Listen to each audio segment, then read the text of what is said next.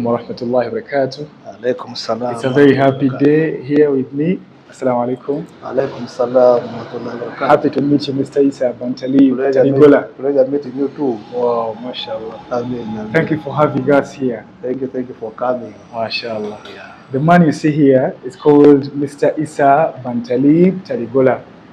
He is a very prominent politician, one of the guild presidents that Makerere University has ever had. When we spoke about the earlier on guild president, the one that was in our video recently, Mr. Galo Githo, he is one of his great best friends. He's someone that he knows a lot. He's someone that he stayed with a lot.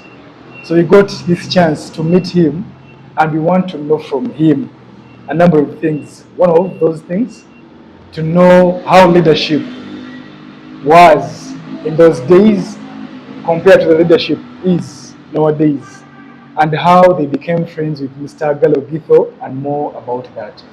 So Mr. Issa, the people would love to know who Mr. Issa Bantalib Taligola is. Yeah, first of all, thank you, Mr. Abdurrahman, Yes. for this opportunity of finding facts. Yeah. Because normally our people, the culture of getting facts is not there. They normally rely on rumors. Once you tell them a rumor, they consume it, hook, line, and sinker, completely without having the opportunity to cross-check with that. So when you come to search for facts, especially from a person like me about my dear friend Galo Githo, Yes. I want to appreciate you. Wow.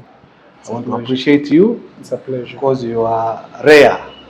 You are amongst the rarest species who seek for the truth and facts. So about Taligola, Taligola is a Bantalib.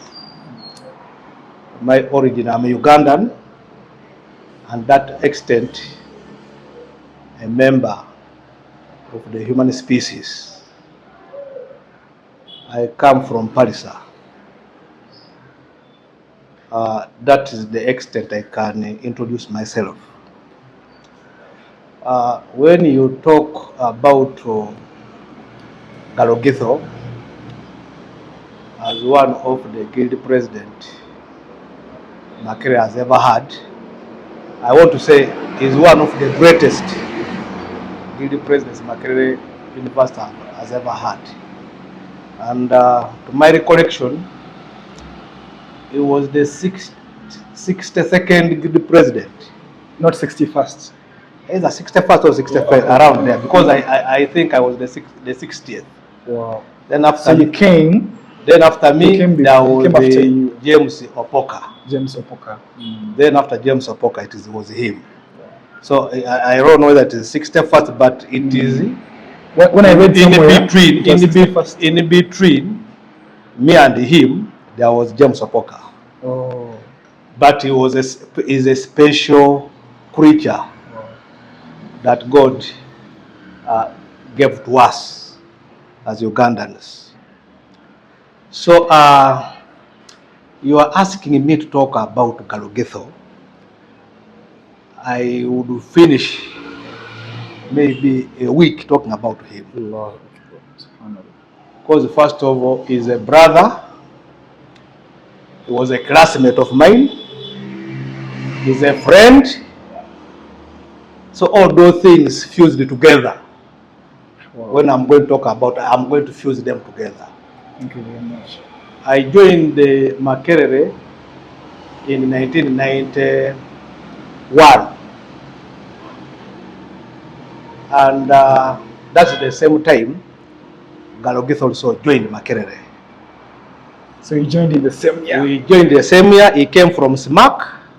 St. Mary's Kisubi? That is the St. Mary's College Kisubi. I came from Namilyango College. Wow. We are amongst the students who were enrolled that year to do medicine at Makerere University. So I'm talking about a very brilliant man and intelligent man. At that time, for you to be enrolled for medicine, you must have been one of those special creatures. So I'm talking about a person who is very intelligent and who is very brilliant. That as I go along, you will feel and even shed tears that this world has lost a person in terms of potential who could have improved the quality of lives of so many other people who could be deserving of his help. And what you need to know, that Galo Githo, after finishing 6 years at Makerere, he was denied to be a medical doctor when he was left with weeks to become a medical doctor. So he's a medical doctor without a certificate. Oh my God. He's a medical doctor without a certificate. Having finished in Makerere 6 medical schools, 6 years of study, of scholarship. So this is the type of person you are asking me to talk about. So as I talk to you and to the world about this special individual, my heart is bleeding internally that we have not benefited from him. The world has not benefited from him the way they should have benefited, simply because of the exigencies of the time. Now, you are asking me to come to the politics of Makerere University at that time and the politics now. I can't compare the two. I understand. They are incomparable. Because when we joined Makerere in 1991,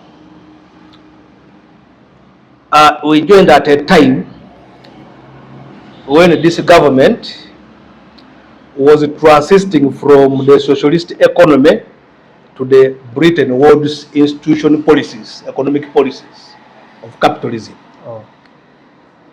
where funding to Makerere University had been drastically cut.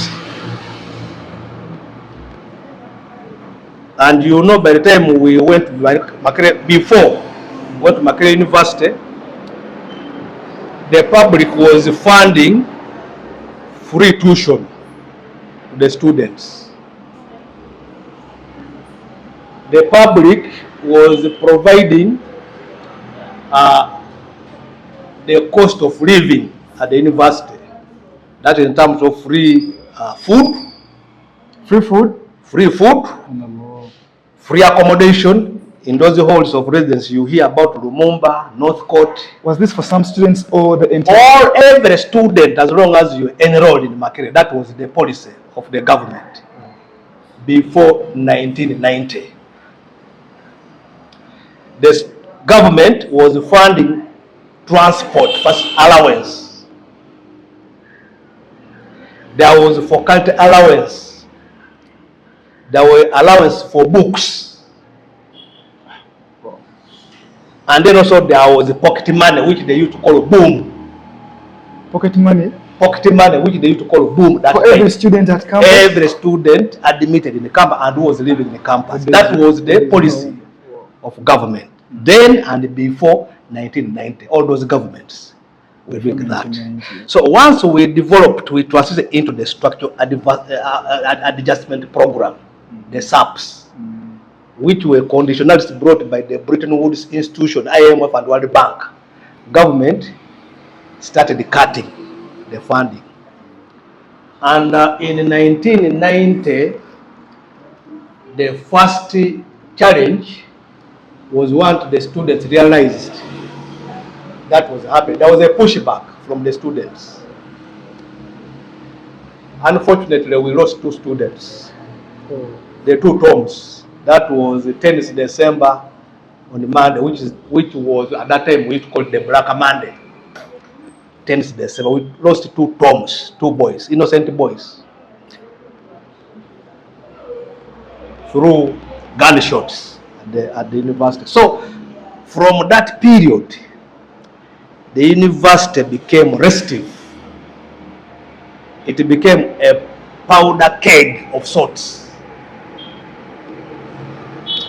Restlessness was there, consumed the entire environment of the university. So that by the time we went in 1991, that was the situation obtaining. There was a feeling that government was against the students, and therefore there was no trust between the students and government. I understand. Also, we had the administration at the Ivory Tower, at the many people we call Ivory Tower. The one that got burnt in 2020. Yes, now they have reconstructed it. Okay. So even that one, the governance at Makerere was layered. It was a shared governance between the main administration and the guild administration. So students tended to trust the guild leadership. I understand. Because those are their own. The ones they have what? Bestowed the responsibility. Their voice, their voice and their own. That can speak for them. So at the time, when we went there, we had to fight for our rights. That is the students' rights and their interests. Nobody could fight for you. Because students, they had a logic that these people who are shifting their policies to what is happening, because they cut transport allowance, they remove the boom, the pocket money, accommodation. they even remove the book allowance, and they put because now at the university, the principle was when you go to the university, you're a scholar, you do research, so you must be provided with a productive environment. Education to do that. To support that. You have to read. You have to read widely. Now we have smartphones. Students have smartphones. So that's why the policy was that give every student facilitation to acquire the books, so as to acquire the knowledge and be a complete scholar. So that one was removed as a result of the shift of the policies. So that one caused the pushback from the resistance from the students. A very big pushback. You can't be a scholar without the tools of war.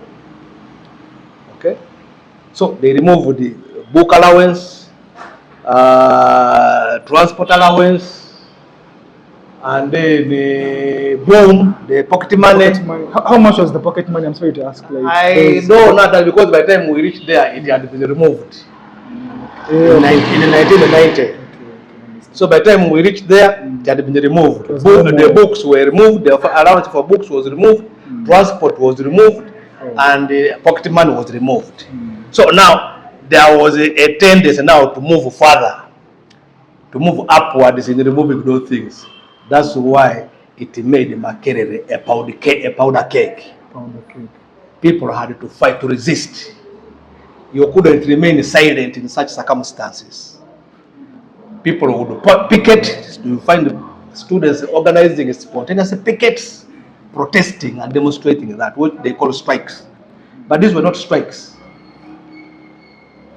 These were protesting against the actions of the government. At the time. And then there was the Saint Zakajubi white paper, which proposed to introduce co-sharing. Co-sharing? Co-sharing, so that you share the cost with the government. You also pay something, the government also pay something.